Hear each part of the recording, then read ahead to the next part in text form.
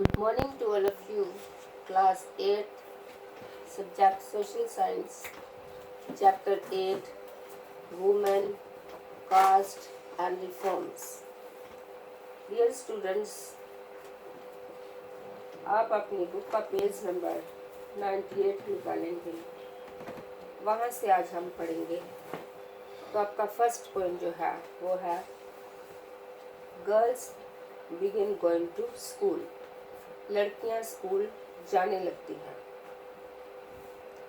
Many of the reformers felt that education for girls was necessary in order to improve the condition of women. तो बहुत सारे सुधारकों को लगता था कि महिलाओं की दशा सुधारने के लिए लड़कियों को शिक्षित करना जरूरी है। Vidyasagar in Calcutta and many other reformers in Mumbai set up schools for girls. When the first schools were opened in the mid-19th century, many people were afraid of them. तो कलकत्ता में विद्यासागर और बम्बई में बहुत सारे अन्य सुधारकों ने लड़कियों के लिए स्कूल खोले। 19वीं सदी के मध्य में जब इस तरह के प्रारंभिक स्कूल खुले तो बहुत सारे लोग उनसे डरते थे। They feared that schools would take girls away from home, prevent them from doing their domestic duties.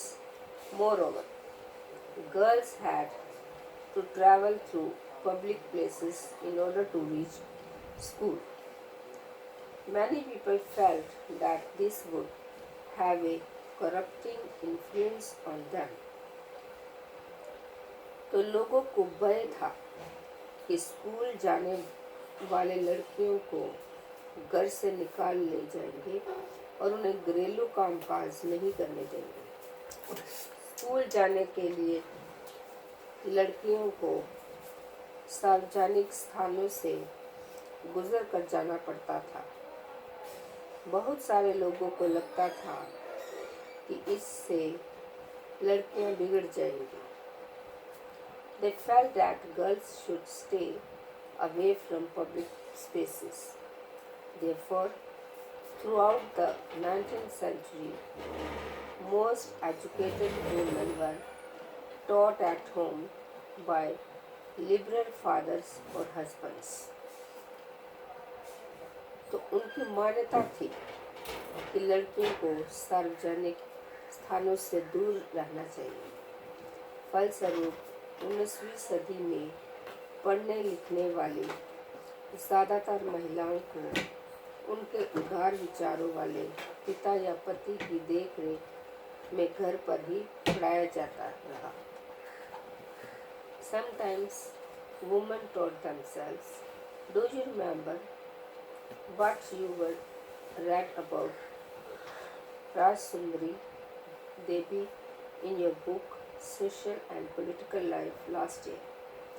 She was one of those who secretly learned to read and write in the flickering light of candles at night. तो कई महिलाओं ने बिना किसी की मदद लिए खुद ही पढ़ना लिखना सीखा। क्या आपको याद है पिछले साल की सामाजिक एवं राजनीतिक जीवन पुस्तक में आपने राजसुंदरी देवी के बारे में क्या पढ़ा था? वे ऐसी महिलाओं में से थी जिन्होंने रात में दिए की टिमटिमाती लौ में चोरी छिपे ही लिखना पढ़ना सीखा था। In the later part of the country, schools for girls were established by the R.S. March in Punjab and Jyotirao Phule in Maharashtra. 19वीं सदी के आखिरी हिस्से में आर्य समाज द्वारा पंजाब में और ज्योतिराव फुले द्वारा महाराष्ट्र में लड़कियों के लिए स्कूल खोले गए। In aristocratic Muslim households in North India, women learned to read the Quran in Arabic. They were taught by women who came home to teach. उन उत्तर भारत के कुलीन मुस्लिम परिवारों की महिलाएं अरबी में कुरान शरीफ पढ़ना सीखने लगी। उन्हें घर पर ही पढ़ाने के लिए शिक्षाएं रखी जाती थी। Some reformers such as Mumtaz Ali reinterpreted verses from the Quran to argue for women's education. The first Urdu novels began to be written from the late 19th century. Amongst other things, these were meant to encourage women to read about religion and domestic management in a language they could understand. इस स्थिति को देखते हुए मुमताज़ अली जैसे कुछ सुधारकों ने कुरान शरीफ की आयतों का हवाला देकर कहा कि महिलाओं को भी शिक्षा का अधिकार मिलना चाहिए। 19वीं सदी के आखिर से ही उर्दू में उपन्यासों का सिलसिला शुरू हुआ। इन उपन्यासों में महिलाओं को इस बात के लिए प्रोत्साहित किया जाता था कि वह धर्म और घरेलू शान संभाल के बारे में पढ़े। From the early 20th century, 20वीं सदी की शुरुआत में ही Muslim women's like the Begums of Bhopal played a notable role in promoting educating among women. तो 20वीं सदी की शुरुआत से ही बहुत सारी मुस्लिम महिलाओं ने महिला शिक्षा को बढ़ावा देने के लिए अहम भूमिका अदा की। They founded a primary school for girls at Aligarh. Another remarkable woman, Begum Ruqayya Shakwant Hussain, started schools for Muslim girls in Patna and Calcutta. तो भोपाल की बेगमों ने अलीगढ़ में लड़कियों के लिए प्राथमिक स्कूल खोला।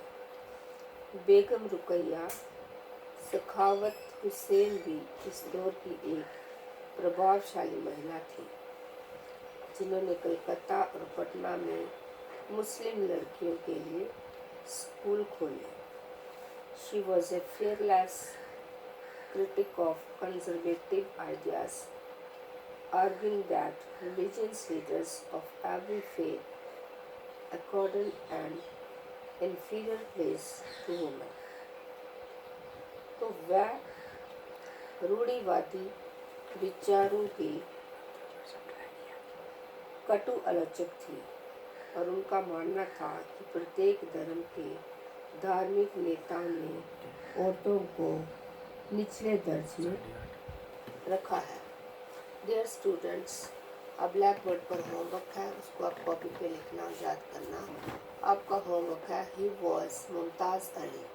Mumtaz Ali was a social reformer who interpreted verses from the Quran to argue for the education of women. Thank you and have a nice day.